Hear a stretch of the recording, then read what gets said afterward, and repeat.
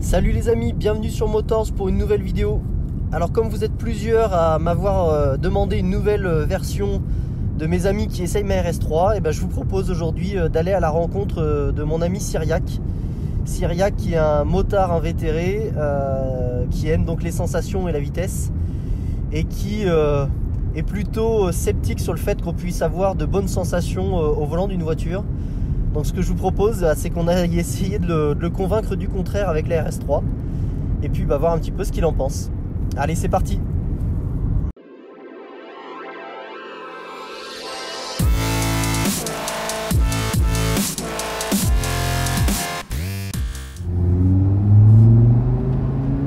Un volant. Un volant. Un guidon, c'est un guidon qu'il faut, pas un volant. Comment veux-tu que j'ai quoi que ce soit comme sensation avec un volant? Impossible.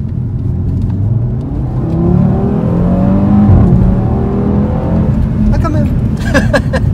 Ah, t'as raison, c'est nul.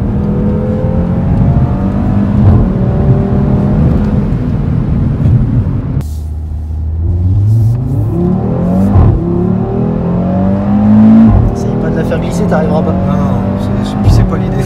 J'ai pas non plus les compétences de pilotage qui me permettent de maîtriser ça.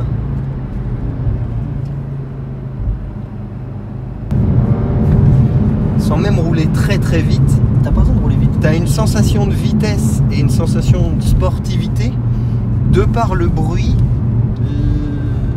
l'aspect boîte auto qui est très particulier et la direction.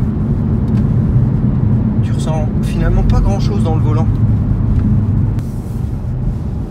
C'est vraiment joueur. Sors le Yeti qui est dans le coffre et qui tape sur la porte.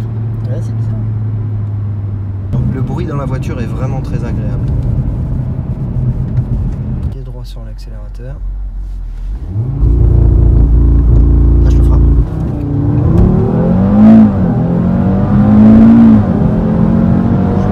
Jusqu'à 5000.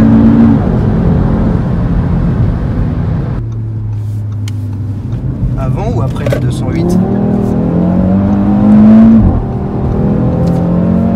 Ah, T'avais vraiment un doute?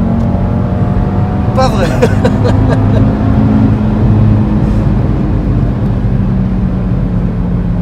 Alors, impression extérieure, c'est une voiture de tous les jours avec un côté sportif. Et ça, c'est très agréable. Ça permet du coup d'avoir finalement une supercar dans le garage sans en avoir l'image. À l'intérieur, le bruit du moteur est vraiment très sympa. Ces petits clapets qui s'ouvrent et qui se ferment avec le petit coup de grave dans le coffre, c'est hyper amusant. L'accélération est digne d'une moto, c'est impressionnant. Et d'ailleurs, tout à l'heure, j'ai pas réussi à te rattraper. Donc c'est vraiment sympa. On approche les voitures de rêve dans une base commune. Et pour autant, c'est utilisable tous les jours. Et si j'avais un petit côté négatif à dire, c'est...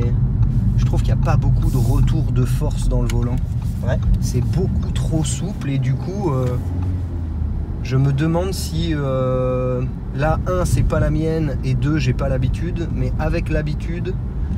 Quand tu commences vraiment à jouer très fort dans les petites routes, je me demande si à certains moments tu te demandes pas où t'en es, ou s'il te manque pas un petit retour. Ouais. C'est pas une voiture hyper sportive comme ça peut être sur une EM2 par exemple ou une A45 AMG, c'est clair. Mais c'est peut-être justement le fait que c'est une voiture civilisée pour jouer et non pas l'inverse. C'est ça. Et donc si c'est ça, bah, c'est clairement bien pensé quoi. Voilà les amis, c'est là-dessus qu'on va se laisser. J'espère que cette vidéo vous a plu avec mon ami Cyriac. Je pense qu'on a réussi à le convaincre un petit peu qu'on pouvait avoir quelques bonnes sensations au volant d'une voiture et d'une RS3 notamment. Et que malgré tout, même si c'est un fan de moto, il aura pris un peu de plaisir. J'espère que vous aussi, si c'est le cas, n'hésitez pas à me le dire dans les commentaires. N'hésitez pas à me rejoindre aussi sur mon compte Motors sur Instagram, parce que je publie une photo ou une vidéo chaque jour. Et puis sinon je vous dis à très vite pour une nouvelle vidéo. Salut!